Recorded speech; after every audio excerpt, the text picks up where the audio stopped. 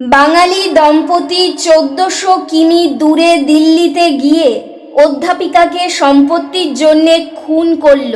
Police কিভাবে ধরতে পারল? রাজধানীতে অধ্যাপিকা দেবস্মিতা পাল খুনের কিনারা করল দিল্লি পুলিশ। বর্ধমান থেকে গ্রেপ্তার হলেন দম্পতি। ওই দম্পতি দেবস্মিতার বর্ধমানের বাড়িতে ভাড়া থাকতেন।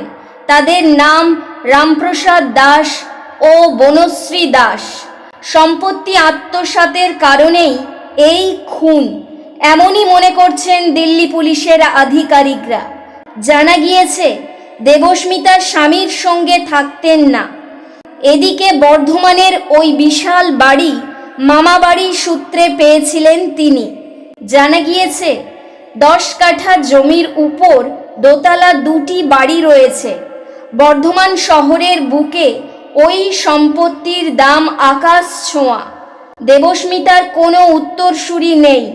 তার অবর্তমানে ওই সম্পত্তির কোনো দাবিদারও নেই বলে প্রাথমিক খবর। এদিকে তিনি দিল্লিতে থাকেন, আর ওই বাড়িতে রামপ্রসাদ দাস ও বনশ্রী দাস নামে ওই দম্পতি ভাড়া থাকেন।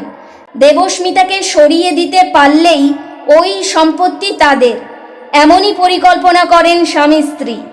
সেই হিসেবে চুপিসারে দিল্লি যাওয়া, দেবস্মিতার ফ্ল্যাটে গিয়ে তাকে খুন করে ফের বর্ধমানের বাড়িতে ফিরে আসা। খুনের পরও দিব্যি কাটাচ্ছিলেন ওই দম্পতি।